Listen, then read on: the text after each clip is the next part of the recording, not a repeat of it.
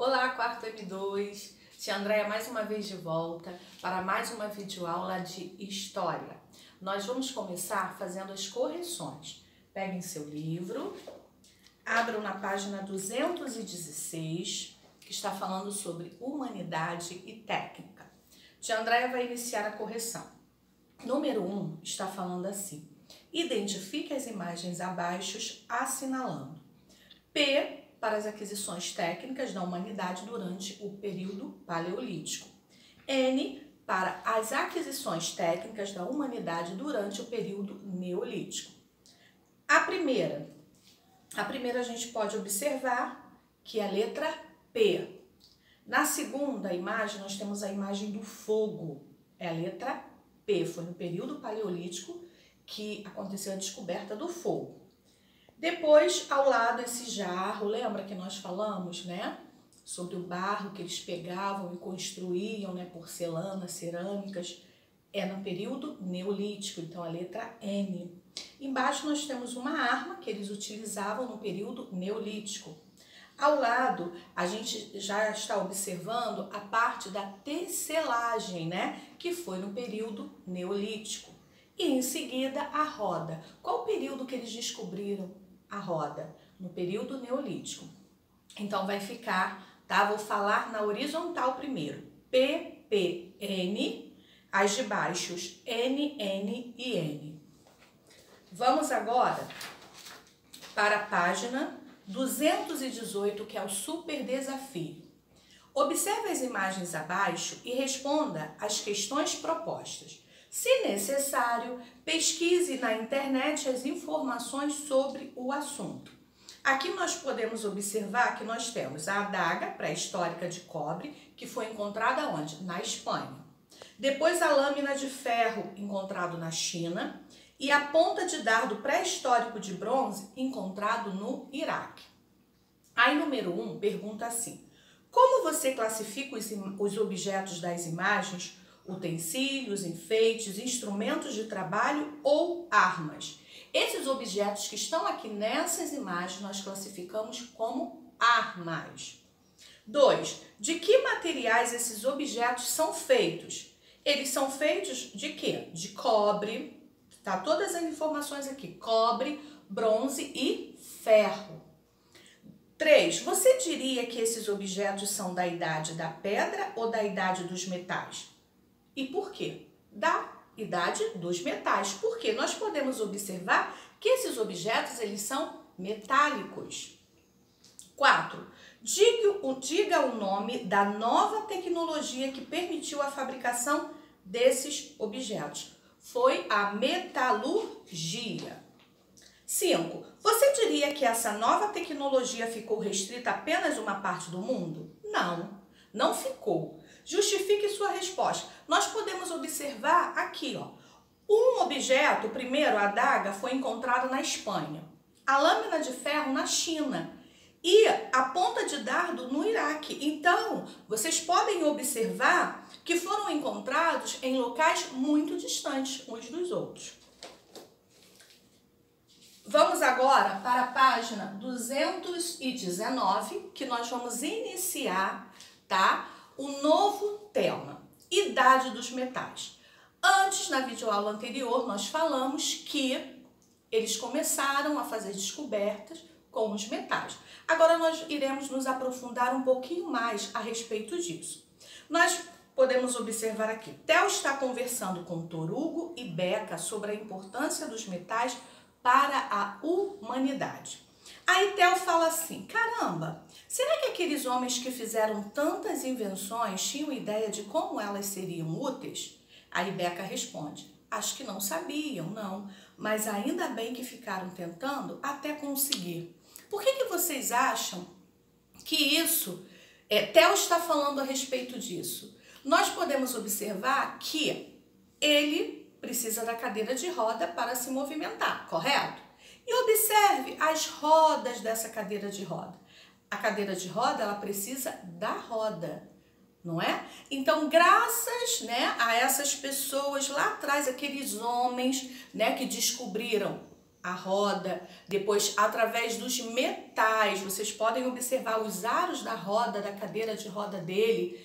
Então, graças a esses homens que hoje Theo pode estar tendo, né, a facilidade de estar andando de um lado para o outro. Aí, número 1 está falando assim, cite 2 tecnologias às quais Theo pode estar se referindo e que impactam positivamente a vida dele. Isso aqui é algo que vocês vão pensar e vocês vão estar respondendo. E você, quais tecnologias considera impactantes na sua vida? De acordo com as tecnologias que nós utilizamos, né, hoje em dia, quais delas, né, você pode considerar impactantes para você? Aí fala assim, as comunidades neolíticas que aprenderam a metalurgia puderam aprimorar seus instrumentos de trabalho agrícola, como os arados, as enxadas, as pás e as foices. Tais instrumentos tornaram-se mais cortantes, mais resistentes e mais fáceis de manipular. Isso garantiu o aumento de sua capacidade de produzir alimentos, pois as ferramentas metálicas eram mais eficientes para a derrubada das florestas e para o cultivo da terra. É claro que também melhoraram as ferramentas de caça e pesca, tornando mais garantida a sobrevivência desses grupos, com o aumento de ofertas de alimento. Ocorria novo processo de aumento demográfico, pois, mais bem alimentados, os seres humanos viviam por mais tempo. Aqui no glossário tem o significado da palavra arado.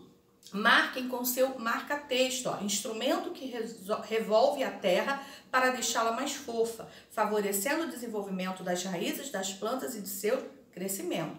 A comunidade neolítica, eles aprenderam, né, a dominar mais coisas e com isso eles se alimentavam melhor, né, e viviam muito mais tempo.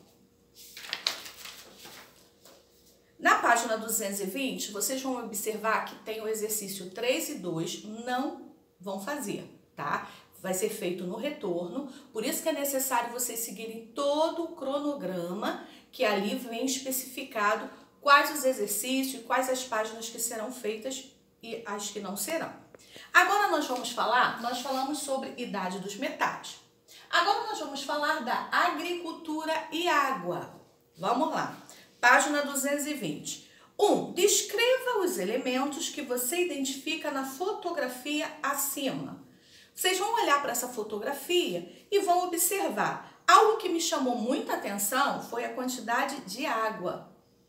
2. Compare essa paisagem àquela que você encontra na abertura desse capítulo. Qual é a diferença? A abertura do capítulo é a página 214 e 215. Qual a diferença que vocês podem observar olhando para essa imagem, comparando com essa imagem? Pensem bastante, é só estar dando uma olhada, uma dica que a Andréia já deu. As comunidades neolíticas estabeleceram-se geralmente próximo aos rios, onde construíam habitações em barro, madeira ou pedra e cobertas de palha. O acesso facilitado à água era essencial, tanto para o consumo humano e animal, quanto para favorecer a agricultura. Aquelas que desenvolveram técnicas para melhor aproveitamento da água dos rios cresceram e prosperaram. Essas técnicas exigiam a observação e o conhecimento da natureza e muitas vezes alteravam condições naturais em benefício das atividades necessárias para a sobrevivência, como a agricultura e a pecuária.